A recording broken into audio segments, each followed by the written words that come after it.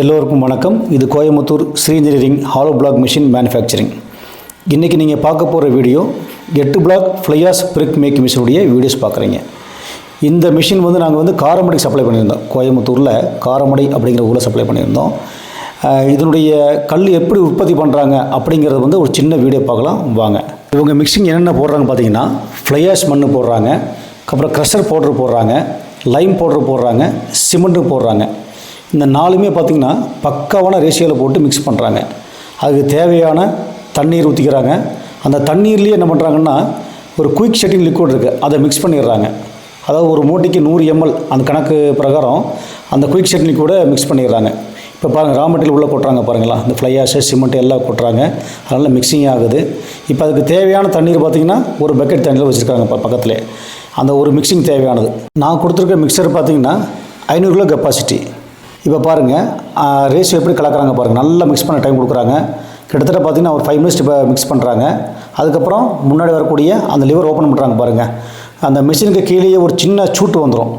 அந்த raw material உட்கார்ற மாதிரி பெரிய சூட்டுன்னு போட்டுட்டோம்னா கன்வேல் இப்படி மேலே போகுது பாருங்கள். கன்வேல் நேரம் மேலே போய் மிஷினில் இருக்கக்கூடிய அந்த ஹாப்பரில் கொண்டே விழுகும். இந்த மெட்டீரியல் எல்லாமே அதில் ஃபுல்லாக ஸ்டோரேஜ் ஆகிட்டே இருக்கும். நமக்கு தேவையான அளவு அங்கே ஸ்டோரேஜ் ஆகிட்டே இருக்கும். பாருங்கள் எப்படி உள்ள விழுது பாருங்கள். இவங்களுக்கு நாங்கள் கொடுத்த கன்வேயர் பார்த்திங்கன்னா 20 அடி நிலம் இருக்கும் இல்லை டோட்டல் லென்த்து. அந்த 20 அடி போட்டால் தான் நம்ம எதிர்பார்க்குற அந்த டேப்பர் கிடைக்கும். அதே மாதிரி இது ப்ரெஸ்ஸிங் கெப்பாசிட்டி பார்த்திங்கன்னா 110 டன் ப்ரெஸ்ஸிங் கெப்பாசிட்டி கிடைக்கும்.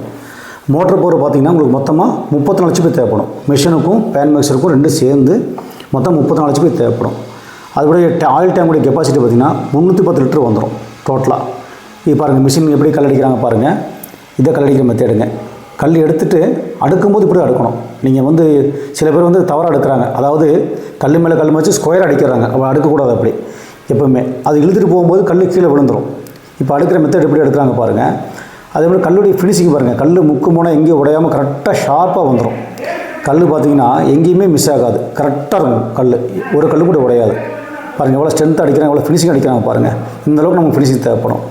இந்த பிரேக்கினுடைய சைஸ் பார்த்திங்கன்னா 230 mm லென்த்துங்க, 110 விட்த்து, 75 ஹைட்டு. இந்த சைஸ் தான் வரும் இந்த ஃப்ளையாஸ் பிரேக்கில். அதே மாதிரி இதனுடைய 8 hours ப்ரொடக்ஷன் பார்த்திங்கன்னா உங்களுக்கு 12,000 பிளாக் எடுத்துடலாம். அதாவது 1 மணி நேரத்துக்கு 1500 பிளாக் வருங்க. 8 மணி நேரத்துக்கு 12,000 பிளாக் எடுத்துடலாம். இந்த மிஷினுக்கு ப்ரெஸ்ஸிங் சிலிண்டர் பார்த்திங்கன்னா 180 டையா போட்டுருவோம் 8 பிளாக்குக்கு. சைடில் 2 ரேபிட் வந்துடும். அதே மாதிரி இதுக்கு சிலிண்டர் மொத்தம் 6 சிலிண்டர் வந்துடும். ஆப்ரேட்டிங் பண்ணும்போது PLC கண்ட்ரோல் பேனல் எல்லாமே சேர்ந்து வந்துடும். லேபர் மொத்தம் உங்களுக்கு 6 பேர் தேவைப்படுவாங்க. இப்போ பாருங்கள் கல் உற்பத்தி பண்ண கல்லை எப்படி அடிக்கிறாங்க பாருங்கள். இதுதான் அடுக்கக்கூடிய மெத்தேடு. இந்த மாதிரி மெத்தேடில் அடிக்கிட்டிங்கன்னா கல் எங்கேயும் சாயாது, கீழே விழுகாது. நீங்கள் ஸ்கொயர் அடிக்கிட்டிங்கன்னா என்ன ஆகும், கொண்டு போகும்போதே வைப்ரேஷனு கீழே விழுந்துடும். அதே மாதிரி பேலட்டு பாருங்கள். இது உட்டில் போட்டாங்க. 2க்கு 3 சைஸ் பேலட்டு. ஹைட்டு பார்த்திங்கன்னா 5 inch. இப்போ உற்பத்தி பண்ண கல் பார்த்திங்கன்னா அடிக்கிருக்காங்க பாருங்கள். அடுக்கும்போது இந்த மெத்தட் அடுக்கணும். நான் ஏற்கனவே சொல்லியிருப்பேன் உங்களுக்கு. அடுக்கும்போது கல் கேப் டு கேப் அடுக்கினா தான் வாட்டர் சர்க்குலேஷன் எல்லா பக்கம் ஃபார்ம் ஆகும். இதே மெத்தட் எடுக்கணும். இவங்க வாட்டர் கூலிங் எப்படி பண்ணுறாங்க கேட்டிங்கன்னா, காலையிலும் மாலை 2 வேளை பண்ணுறாங்க.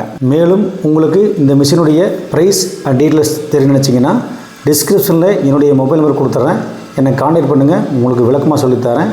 நன்றி, வணக்கம்.